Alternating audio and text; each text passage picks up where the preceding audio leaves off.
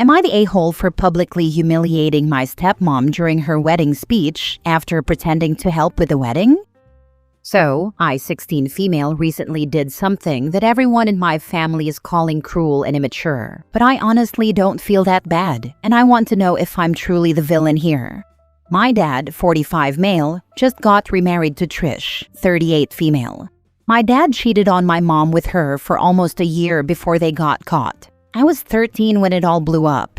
My mom was a stay-at-home mom who gave up her career for our family, and she was completely blindsided. Watching her break down like that was one of the worst things I've ever gone through. My dad moved in with Trish within 2 months and proposed to her last year.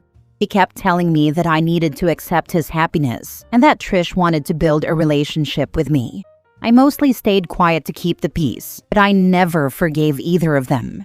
I've been in therapy, by the way. When the wedding was being planned, Trish actually asked me to be part of it, helping organize, coordinating with vendors, and even doing a speech at the reception. I smiled, said sure, and played along. I helped pick flowers, tasted cakes, and even picked out my own dress. But inside, I was stewing. Every time Trish called us a blended family, I felt sick. So at the reception, I got up to do my speech. Everyone was smiling. Trish was beaming at me.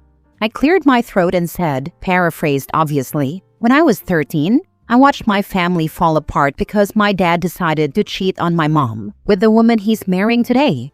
So while everyone here is raising a glass to love, I just want to remind you, not every love story starts with honesty. Some start with betrayal. Cheers." I put down the mic and walked out. The room was dead silent. Not everyone there knew that it had all started with an affair. Trish started crying. My dad chased me outside and screamed at me, calling me a selfish brat and saying I ruined the most important day of Trish's life. My grandma, his mom, actually defended me and told him he made his bed, but most of the family is furious. I've been getting texts calling me a drama queen, attention seeker, even cruel. But was I? After everything they did to my mom and our family, was it really so wrong to make them feel humiliated for once? Am I the a-hole? Now for the top comments. You did what so many people wish they had the guts to do. Agreed. More people need to get publicly humbled like this. Maybe if cheaters got booed at receptions, we'd see less of it, Lamau. I don't get how cheating is a mistake, but calling it out is cruel. Nah, you don't get to torch a house and cry when someone points at the flames. As a grown adult myself whose own parents' marriage ended because of a messy divorce that also involved cheating, and being my mother maid of honor at the poor woman's wedding to her affair partner, I applaud you 1,000,000%. Good for you. People deserve to know the truth. If they're embarrassed by it, that's their own fault for being who they are and what they did. Myself and my siblings chose not to give speeches at the wedding, where his kids did. Everyone there asked us why we didn't give a speech, and we told the truth. It's on them for being embarrassed by their actions. OP's grandma is based. Grandma was also biting her tongue from the sound of it. It was bratty and petty, and that was the intention. So yeah, you choose to expose them because you wanted to do that. Is it an a-hole move? Yeah, but sometimes we can choose that if we want to do. You're the a-hole, and that's okay. Yeah, I disagree with all the people saying OP is not the a-hole. OP is very obviously the a-hole. She wanted revenge and to hurt her dad and his wife. That's her motivation. That being said, none of us are going to feel sorry for the couple because it's very hard to argue that they didn't deserve it. Sometimes it's fine being the a-hole. There's a line from a movie where the one guy says, "I guess what's wrong about you? You're not an a-hole after all." And the other guy says, "No, I am. I'm just your kind of a-hole." Sometimes being an a-hole is the right thing to do. Next story. Am I the a-hole for choosing my 19-year-old niece over my brother by allowing her to live with me? My brother Vince, 40s, is the father to 2 daughters, Kaya, 19, and Lily, 7. Kaya has lived with my family for more than a year now, and allowing her to live with us has stained the relationship with my brother to a breaking point and created tension within my wider family. Kaya and Lily's mom, Beth, died just after giving birth to Lily. During Beth's pregnancy with Lily, she was diagnosed with a heart condition that weakened her. There were plans to deliver Lily early so that she and Beth had the best chance. Vince asked Beth to wait longer so that Lily had a better chance. Kaya and my parents were around to hear this discussion, and when Beth died hours after Lily was born, Kaya blamed Vince. And that when Vince remarried within a year of Beth's death, and his new wife Michelle Fortes adopted Lily, it destroyed any relationship Kaya had left with Vince. Vince had promised Beth that he would make sure Lily knew who she was always, if something happened.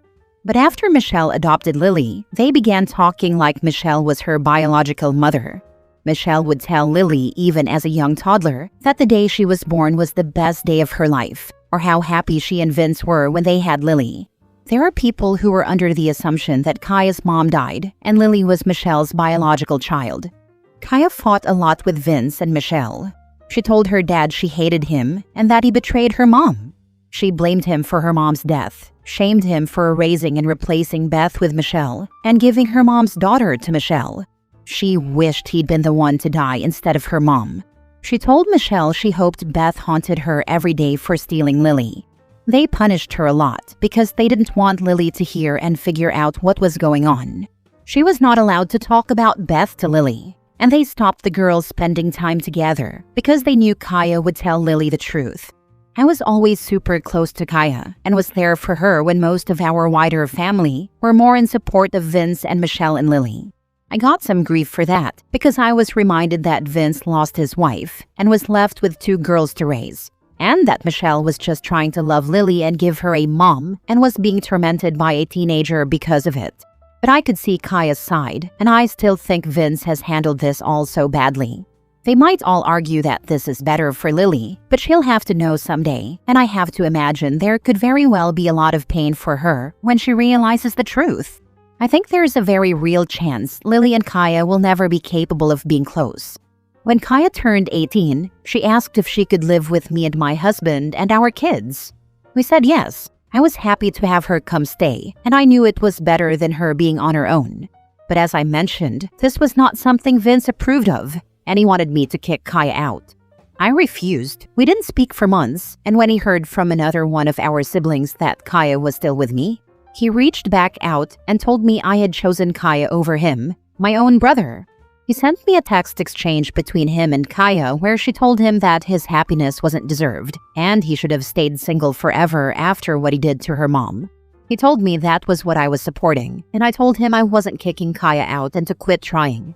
My parents told me I could help Kaya find somewhere else and not divide the family like this. I asked how they could punish their own granddaughter after everything. They said Vince only wanted the best chance for Lily, and that Kaya has been grossly unfair about this whole thing. They told me I was being unfair to Vince and to our family, and I'm helping to divide us. Am I the a-hole? Not the a-hole. You are one of the only people doing right by both Kaya and Beth. Your brother clearly must not have respected or loved his late wife. To have immediately replaced her and erased her from her daughter's lives completely like that. Especially considering that's exactly what Beth asked him not to do. Your brother is a POS. Stand with Kaya. It breaks my heart because I know Beth loved her girls so much, and I remember how scared she was when she realized how bad her condition was affecting her. Knowing Kaya's had to live with it all hurts me too. She loved both her mom and her dad, and she was excited to be a big sister, and it all went badly in the end. How do you keep 2 sisters living in the same house away from each other? Kaya only left a year ago. Surely Lily remembers she has a sister. They did it by not allowing Kaya to speak to Lily, by getting Kaya out of the house a lot, and Lily being with Michelle frequently. I know Kaya didn't eat with everyone else at the table. Things like that were done to keep them apart. So they isolated her to that degree on top of everything else? Poor girl. Your brother and Michelle should be ashamed of themselves for treating Kaya that way, and your parents should be ashamed of themselves for allowing Kaya to be treated that way. You are the only one who seems to be doing the right thing by her. When I confronted him over it, after I found out, he said it wasn't done to isolate Kaya but to protect Lily. He said Kaya would have gladly tore Lily's world apart, and they wanted to prevent that happening. Always excusing awful things to protect the lie. Next story. Am I the a-hole for staying no contact with my sister-in-law after years of hostility, even though she keeps trying to provoke me? My sister-in-law and I were once close, until my partner and I got engaged and chose a wedding venue that apparently wasn't the one she wanted us to pick. We were never told this. After that, things deteriorated quickly. She got upset when we shared wedding plans in a family group chat, so I created a separate chat without her to respect her wishes. She later discovered it by snooping and has held a grudge for years, still referring to it sarcastically. The night before the wedding, she dressed her daughter in a different gown from the flower girl dress we provided and called our chosen dresses stripper dresses. She also told people she wouldn't attend, then showed up anyway. After a family vacation that ended in a short honeymoon extension, which we paid for using travel points from a family member, she sent a long message accusing me of using everyone and tearing the family apart. When we didn't respond, she sent a follow-up saying, "This is day 2 of no response. They must be super distraught or don't give a damn." She later texted someone else in the family, "Stop licking their freaking a-holes," and call them out. We've been no contact for about 7 years now, but she continues to find ways to provoke me. Years later, when she found out through someone else that I was pregnant, she sent this, "Congrats on the baby. Lost job and got pregnant. Couldn't have played that one better myself. You single-handedly started this. I'm doubling down. I don't have anything to lose." Most recently, she mailed me a book about manipulation with a note that said, 2025, a year of self-awareness. Despite being blocked on all platforms, and my husband and I not having spoken to her in years, I've never responded to any of her messages. I don't involve her in my life in any way, and yet I still feel conflicted. Part of me feels bad for how far things have gone, but most of me just wants peace. Also, there's 7 years worth of stories to tell on here from her, but not enough time to type it. So, am I the a-hole for maintaining no contact and continuing to ignore her attempts to reinsert herself into my life, even if she believes I'm the problem? Now for the comments. Wow, you really live rent-free in her head, don't you? Narcissists can't handle it when you ignore them. It's inconceivable that they aren't the center of your universe, and the biggest insult to their egos. It is clear from her declaration that she wasn't coming to your wedding and then showing up anyway, that what she wants is attention. Her subsequent behavior all supports that. Ignoring her is driving her even more batshit crazy. How is she even sending these messages when you have her blocked? I would keep ignoring her. It is killing her, and honestly, it is all the revenge you need, not the a-hole. If you have her blocked everywhere and she's creating multiple numbers or accounts to contact you, bully you, evident by the lost job got pregnant comment, I think it may be time to get a no contact order or PFA. You shouldn't need to deal with harassment. Last story. Am I the a-hole for not letting my brother rent out my dead mother's house? So, for context, my mom died last year and left me, 18 female, my younger brother, 16 male, and my 6-year-old sister in our family house. She also had a smaller house nearby that my older brother, 32 male, had been living in for the last couple of years. I say brother in quotes because he is actually my cousin, and my mom kind of adopted him when his mother died when he was 22. But because we grew up in the same house, I just always called him my brother. About a year ago, he got into something with the police and ran away, so now he is basically a fugitive. Before my mom died, they were fighting because he wanted to rent out the house, since it was now vacant so that he could make some money while he was hiding out, but my mom said no. Fast forward a couple of weeks after my mom's death, he started sending people to fix up the house.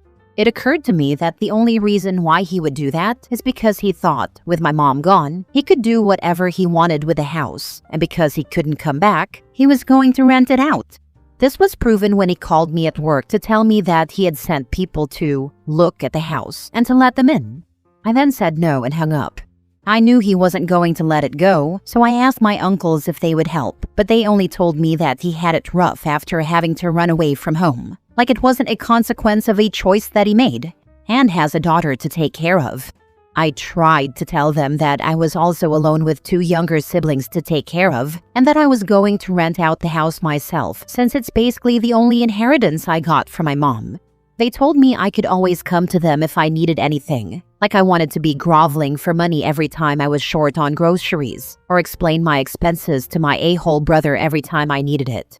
So, I decided to take matters into my own hands and just found someone to rent out the house and pay rent directly to me. I'm still a little scared, to be honest, because my brother is very scary when he is angry.